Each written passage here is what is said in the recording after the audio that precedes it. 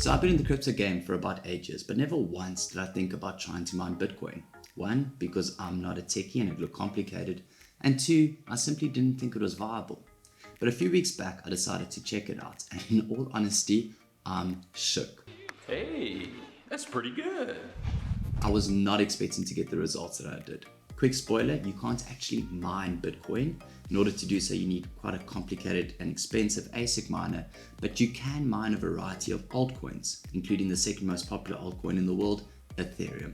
And it's really not that hard. Let's have a look.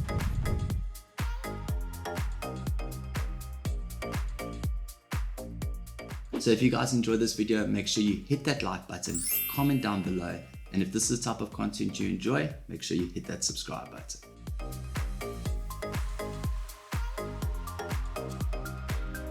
Now guys, I am by no means a techie. Just because I do digital marketing and know my way around a MacBook, I know nothing about PC rigs and GPUs and motherboards and risers. All of that is French to me, but I know a guy. And if you're going to come on this mining journey with me, I suggest you get a guide too. So with his guidance, I became a miner. Now before we go into detail, I'm going to give you a brief overview about what crypto mining is. I've created chapters down below, so if you want to skip and go to the meat of actually mining, you're welcome to skip this section. So the simplest explanation I can give you about what crypto mining is this.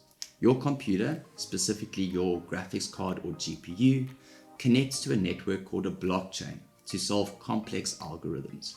These algorithms are stored in blocks. Every time you decrypt a block, you are given coins as a reward. Now you can do this solo, but it's pretty hard and will take forever. So instead you connect to something called a mining pool, where you and a bunch of other computers connected to the blockchain decrypt the blocks together. When a block is decrypted, you then share the reward according to the amount of muscle you provided. This muscle is generally referred to as your mega hash.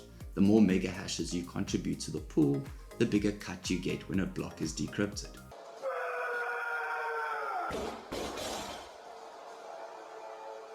Now I know this sounds confusing, but in all honesty, they have systems in place that actually make this quite simple, that even a IT noob like myself can successfully start mining. Nice. First thing I started to do was look for a good GPU. Now with cryptocurrency pretty much exploding over the last year or so, these cards have almost doubled in price and in scarcity. I wanted to spend as little cash as possible on this experiment, so I started looking at Facebook Marketplace while looking at what to mine and Minustat to make sure I could get a card that would have good profitability. I'll put links to both of these in the description. Now I must just add, when looking for a GPU, make sure you get one that's at least 6 gigs or more in size. The reason why is that a lot of the mining software that these different coins use is often more than 4 gigs. So if you're stuck with a 4 gig card, which granted is a lot cheaper, you're not going to be able to mine all of the different coins. And I can tell you straight off the bat, you cannot mine Ethereum with a 4 gig card. But back to my mining journey. So I was able to find a NVIDIA 1080 Ti graphics card for 8,000 Rand, which is around about $575. And it was perfect for me to test out if mining is going to become my new thing. So now I had a good card to start, but now I needed the actual rig. And this is where I got lucky.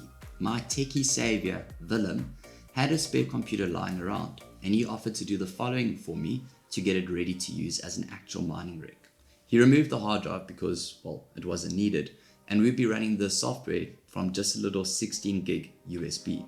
He bought and put in a new power supply because my 1080 Ti card needed quite a bit of extra power to run. He added a riser, which is what connects the graphics card to the motherboard, as well as 2 power cables for it. He then opened up the computer box for extra ventilation. Not the prettiest solution, but perfectly functional for me to do this test. He did all of this for me for only $4,200, which works out to be around $300, meaning that my total investment at this point was sitting at $875.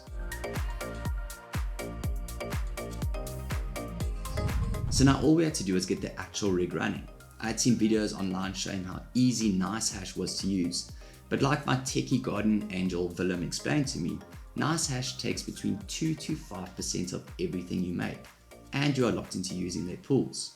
But more important and worrying is that NICEHASH was hacked in 2017 for around $70 million in Bitcoin at the time, a number which would be much higher considering the price of Bitcoin today. I was even more grateful that Willem recommended HiveOS instead, because in the middle of me doing this little experiment, there were rumors circulating that NICEHASH was hacked again. So Willem and I agreed that HiveOS would be the best solution. And the setup was pretty simple. You install the software on the little USB, creating a bootable USB disk. You change the config file and you plug it in. I'll put a link in the description to a video that shows you how to do this in great detail and 10 times better than I ever could being a non-techie. Now that we were all running, we went to go have a look what would be the most profitable coin to mine, which at the time was Firo coin. So we created a flight sheet for it. We went and applied an overclocking template based on other templates that are available on HiveOS and applied the config to the rig. It took a while to download the settings onto the rig, but in about an hour it was up and running. I could go to the mining website I was using, enter my wallet address, and literally watch as the miner did its thing. I was getting around 3.27 mega hashes mining Firo. Now before we get into the juicy profits of mining, let's have a look at the running costs. Now remember, I'm only using a little makeshift rig with one card, so I can tell you straight out the bat, it wasn't much. The great thing about HiveOS is it also tells you exactly what your energy consumption is. With my one card, I was using 197 watts, which where I live is under $300 or $22 per month. As I explained before, coins get released to you when a block gets decrypted. So roughly twice a day, I was getting notifications from Binance saying successful deposits were made into your account. I was over the moon. Over the course of 3 days, I got a total of 6 deposits, totaling around 0.66 Firo, which at the time was worth about $16. But this is where things got a bit iffy. After 3 days, I noticed that the profitability of mining Ethereum shot up substantially. Literally, MinerStat was saying that I could be earning $20 per day with just my one card. So I applied a new flight sheet, a new overclocking template, and started to mine Ethereum. The problem here is that most mining pools have a minimum payout of 0.1 ETH. And with the price of Ethereum being over $4,000 at the time, it means that it would take me roughly almost 2 months to receive a payout. But then the crash happened. On the 19th of May, Bitcoin took quite the beating from Elon Musk and Tesla, and unfortunately most altcoins followed suit. Firo went from $24 a coin to just over $7, and Ethereum went from a high of above $4,300 to a live price of just above $2,400. It was a massive knock to the crypto market as a whole, but also the entire mining industry. So as it stands today, is it viable to still mine crypto? In my opinion, definitely. Listen, I never got into this with trying to make more money, as in fiat. But if I can have my crypto portfolio grow literally while I sleep, why not? But let's look at it from a money aspect. My little makeshift rig running only one card is still bringing in on a low expectation around 0.03 Ethereum per month, which still works out to be $74. If we subtract the $22 running cost, that is still $50 a month for doing nothing.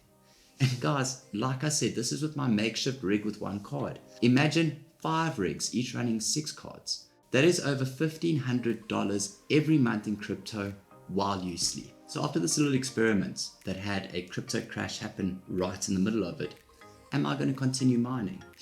Well, damn straight. I've already managed to secure a 1660 Super as well as a 1060. The next step will be to build a proper rig setup, not a makeshift one, get everything set up properly with the risers in place, and I promise you once that's all done, I am going all in. The biggest problem at the moment is availability, but of everything, of the graphics cards, of motherboards, of RAM, of the actual frames. They are even on back order. But I promise you, it's going to be worth it. And once everything is set up and looking good, I might even do a follow-up video so that you can see how this little experiment can potentially grow. So if that's something you want to see, make sure you hit that subscribe button.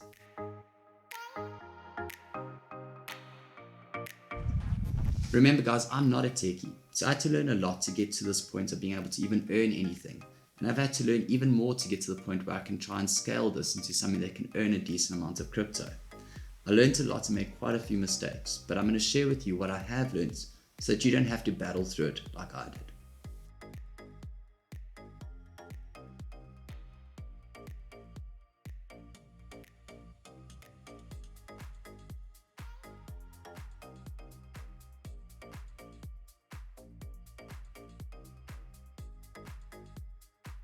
Well, that's a wrap on my crypto mining investigation. Once again, a big shout out to Willem. Without him, most of this would not have been possible.